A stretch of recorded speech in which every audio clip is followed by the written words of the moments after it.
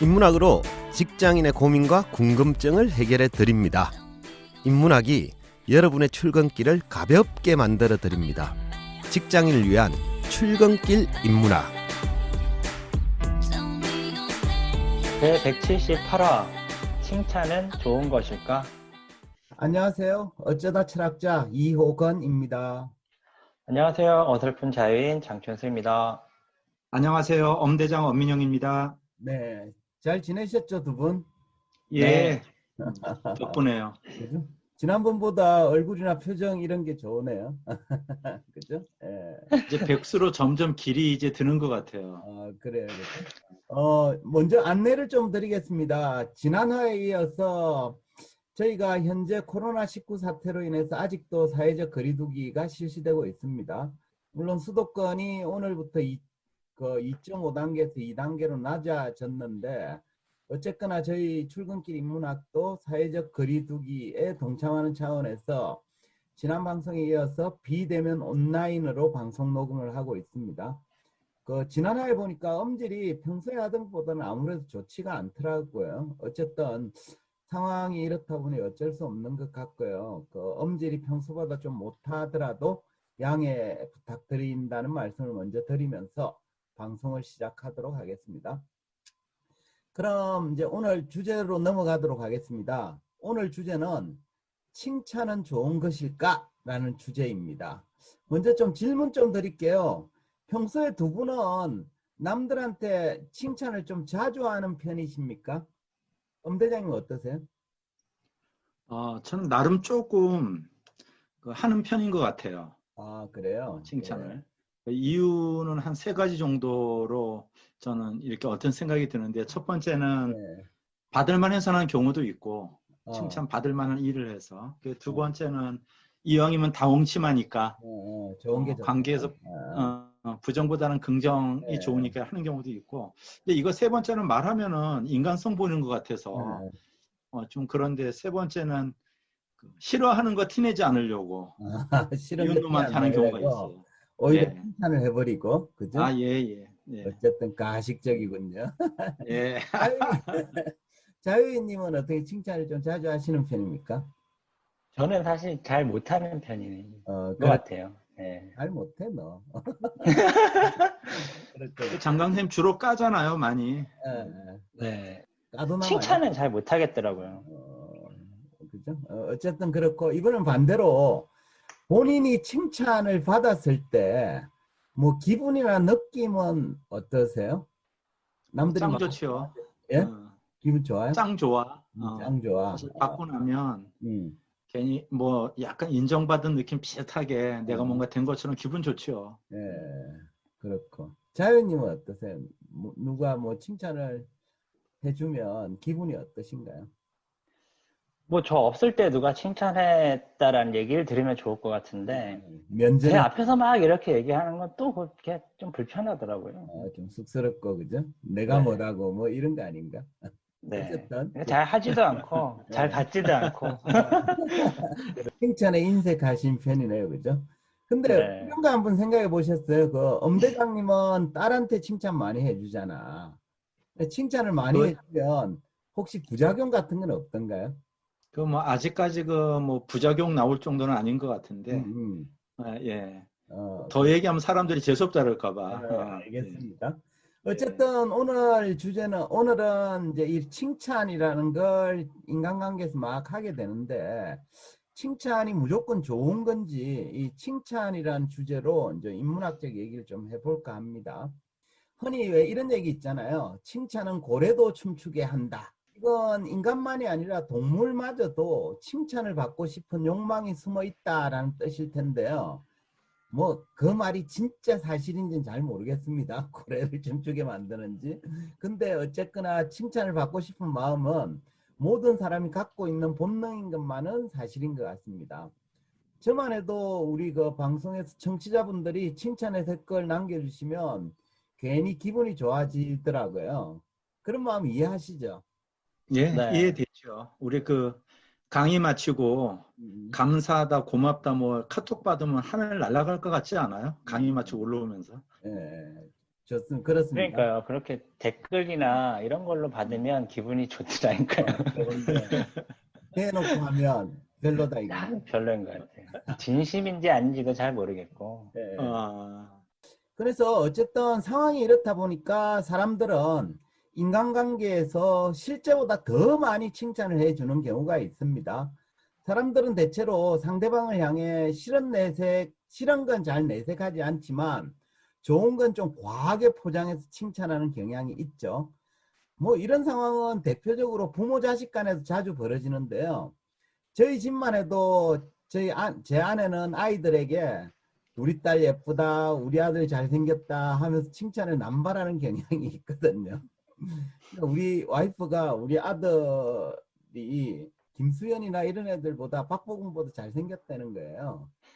근데 만일 그러면 좀 이상한 거 아니에요? 재원판이 있는데, 그죠? 그렇지 않습니까?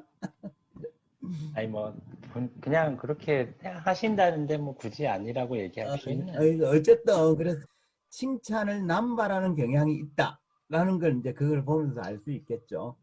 또 왜 SNS 같은 데도 누군가 사진을 올리면 그 밑에 댓글이 쫙 달리는데 대부분 칭찬 일색입니다. 물론 올린 사람도 자기가 찍은 여러 사진 중에 제일 잘 나온 것만 골라서 올려서 그렇기도 하겠지만 상대방도 그 감안해서 실제보다 좀 부풀려서 칭찬해 주는 경향도 있는 건 사실이거든요. 예, 인정합니다. 거기에 대해서. 예. 칭찬을 하는 이유야 뭐 상황마다 다르겠지만 어쨌거나 사람들은 인간관계에서 상대방을 칭찬해 주기를 즐겨하는 경향이 있는 것 같아요. 근데 저는 이 대목에서 이런 의문이 들기도 하더라고요. 이렇게 칭찬을 자주 그리고 많이 해주는 건 상대방한테는 좋은 결과로 이어질까 하는 점인데요. 어떻게 생각하세요?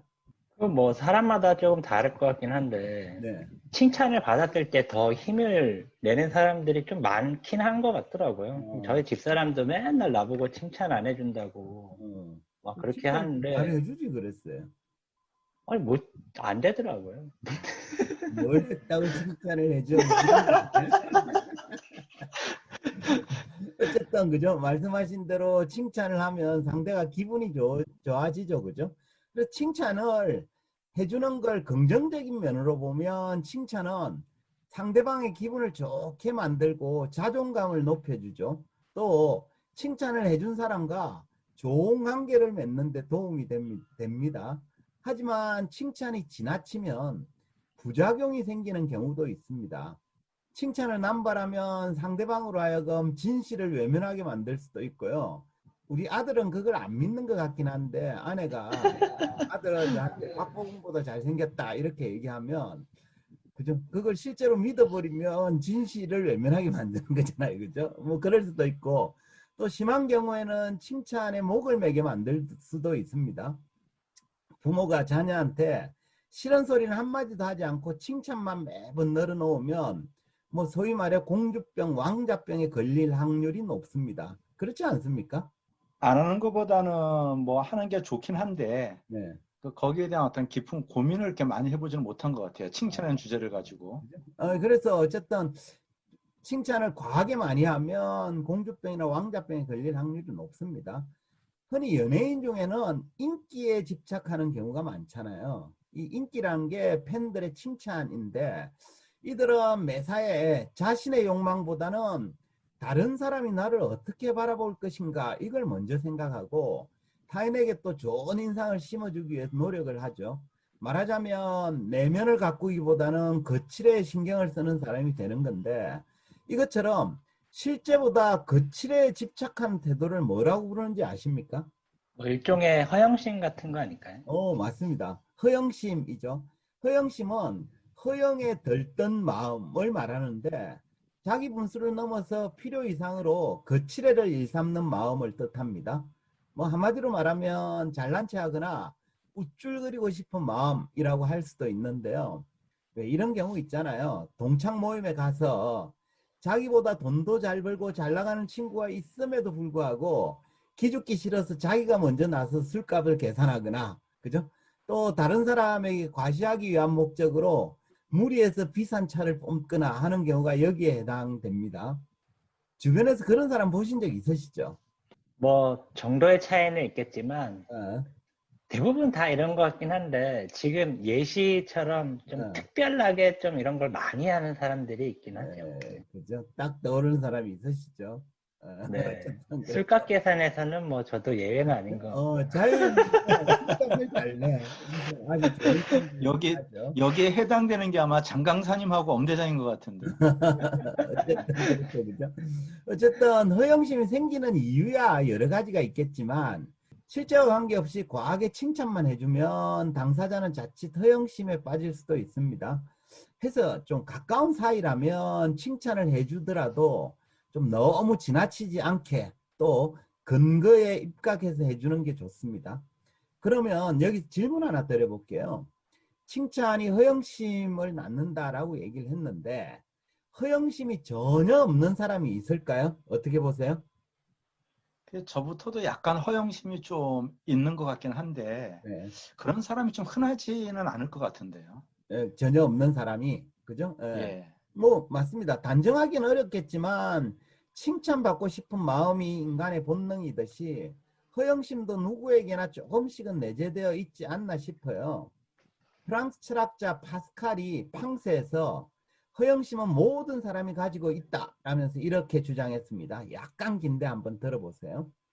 허영은 그렇게도 깊이 인간의 마음에 닻을 내리고 있기 때문에 군인도 심부름꾼도 요리사도 인부도 제각기 자만하고 자기를 칭찬해 줄 사람을 얻으려 한다.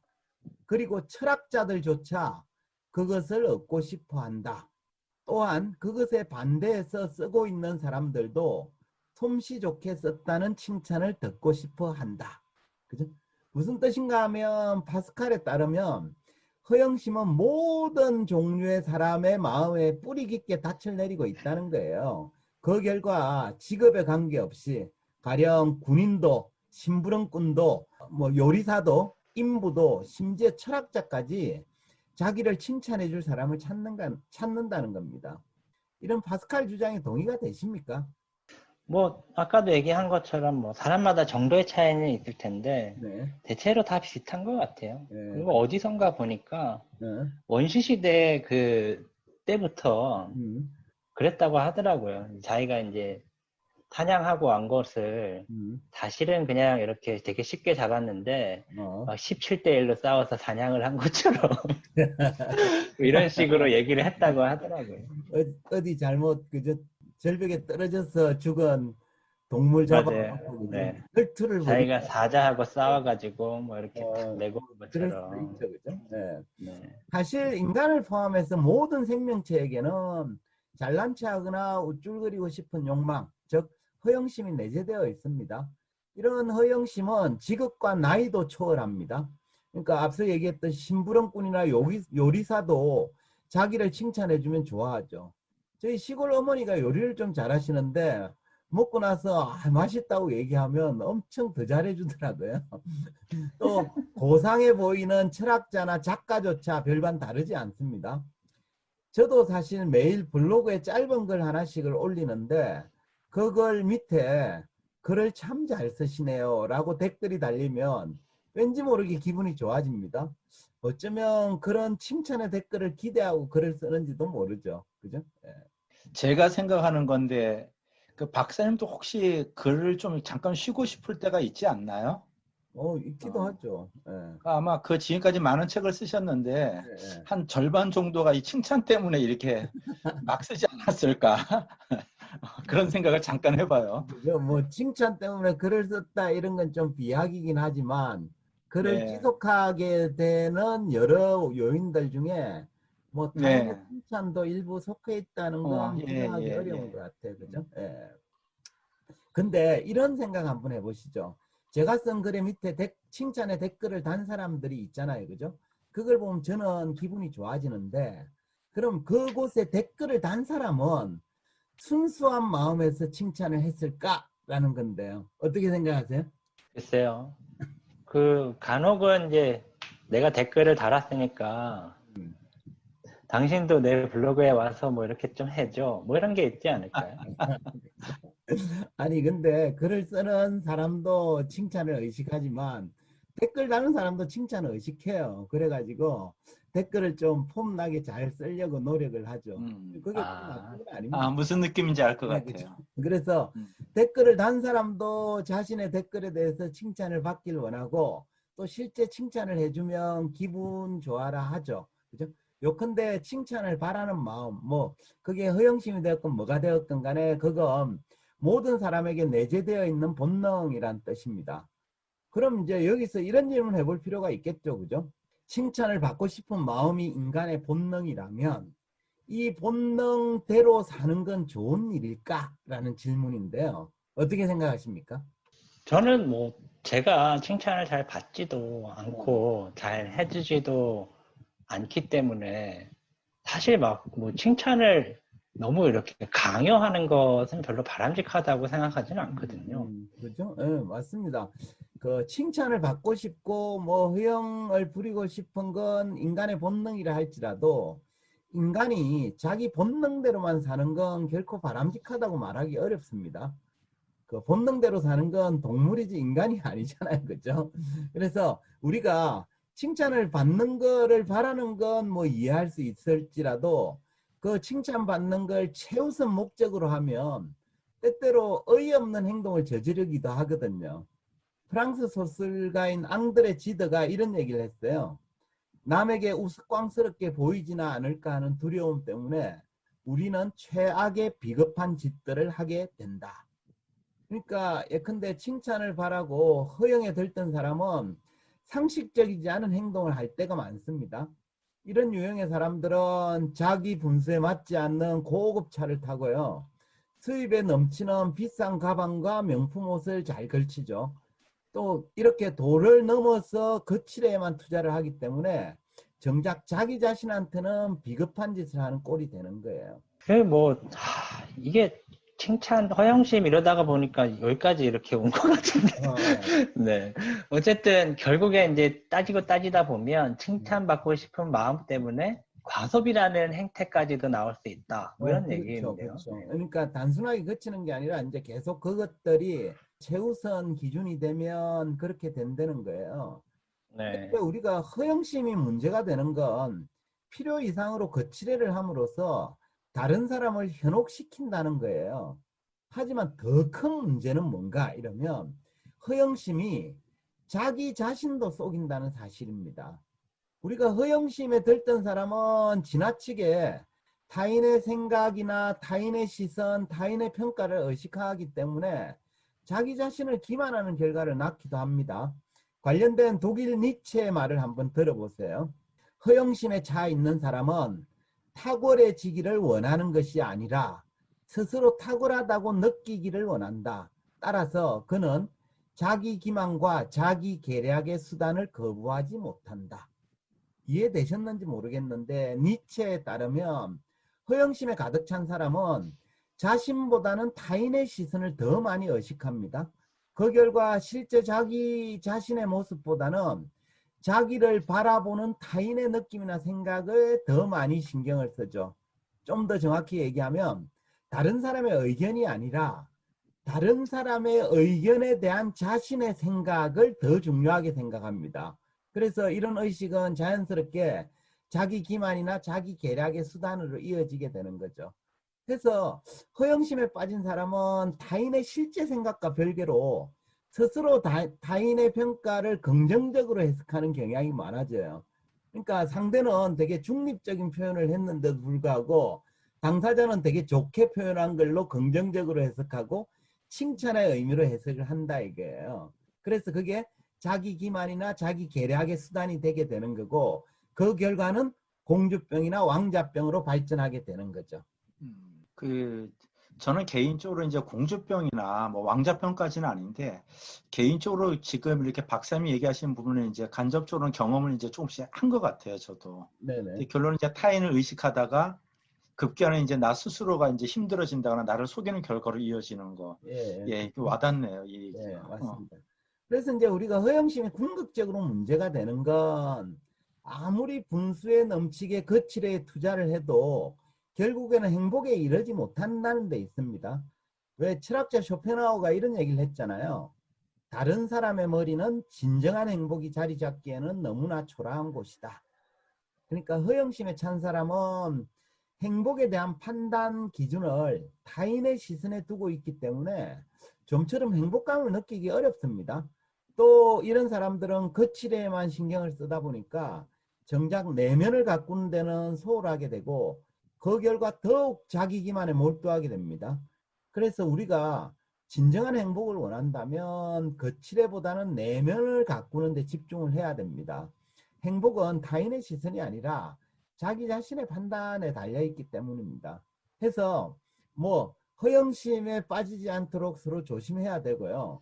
또 칭찬을 하더라도 남들 허영심 빠지지 않게 좀 명확한 근거에 기반해서 해주고 좀 지나치게 남발하는 건 안 되겠습니다.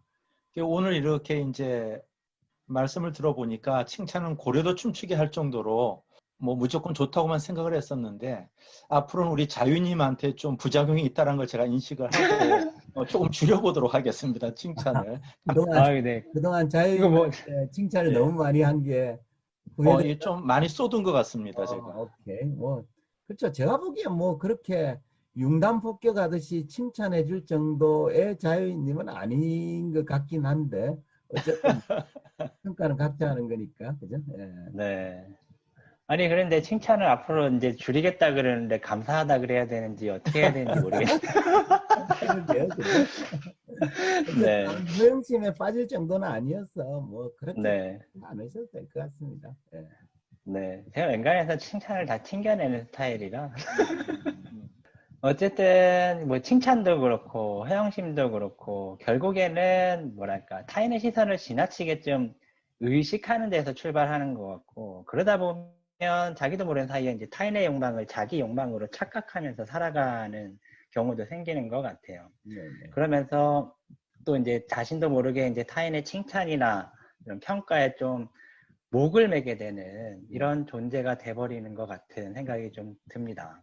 그래서 어쨌든 그런 것 같아요. 뭐 칭찬을 아예 안 하고 사는 것도 이상하지만 이렇게 좀 할 때 좀 제대로 하고 좀 의미 있게 하는 것 이런 것들도 필요하지 않을까 싶습니다. 네, 그렇죠. 칭찬이 지나치게 의식하면 다들 연예인병에 빠져가지고 그죠? 일반 생활을 잘 못해요. 다 무대 위에서 있는 것처럼 생각을 하고 어쨌든 그죠? 좀 적절하게 사용할 필요가 있겠다라는 말씀을 드리면서 마무리하죠. 마지막은 아시다시피 한 줄 평 시간입니다. 그죠? 그래서 방송에 대한 느낌이나 뭐 인상적인 내용들을 한 줄로 쫙 요약을 부탁드릴 텐데요. 먼저 엄대장님부터 시작하실까요? 네. 오늘은 그 칭찬에 따른 칭찬이 과했을 또는 허영심이라거나 뭐 이복에서 논했기 때문에 마지막 한 줄은 칭찬은 잘하면 약이 되고 잘못하면 독이 된다로 마무리하고 싶습니다. 좋습니다. 칭찬은 잘하면 약, 못하면 독이 된다. 준비 좀 하신 것 같은데 좋습니다. 다음은 자유님. 제가 생각한 거랑 정말 똑같아가지고 저는 그냥 포기하겠습니다. 오케이. 좋습니다. 오늘은 칭찬은 좋은 것일까라는 주제로 이야기했습니다. 칭찬은 고래도 춤추게 한다는 말이 있듯이 인간은 누구나 칭찬을 받고 싶은 욕망을 가지고 있습니다. 그 결과 타인에게 칭찬을 남발하는 경우도 있습니다. 하지만 칭찬은 긍정적인 면도 있지만 부작용 또한 존재합니다. 칭찬을 남발하면 상대방으로 하여금 진실을 외면하게 만들 수도 있고 심한 경우 칭찬에 목을 매게 만들기도 합니다. 그 결과 상대가 허영심을 갖게 만들어서 왕자병, 공주병에 빠질 수도 있습니다. 특히 실제와 무관하게 칭찬을 과하게 해주면 당사자는 자칫 허영심에 빠지고 그 결과 내면보다는 거칠에 집착하는 사람이 될 수도 있습니다. 따라서 칭찬을 해주더라도 명확한 근거에 기반해서 해주고 지나치게 남발하여 상대가 허영심에 빠지게 해서는 안 되겠습니다. 이것으로 직장인을 위한 출근길 인문학 제178화를 마치도록 하겠습니다. 저희는 다음 시간에 다시 찾아뵙겠습니다. 감사합니다. 네, 감사합니다. 감사합니다.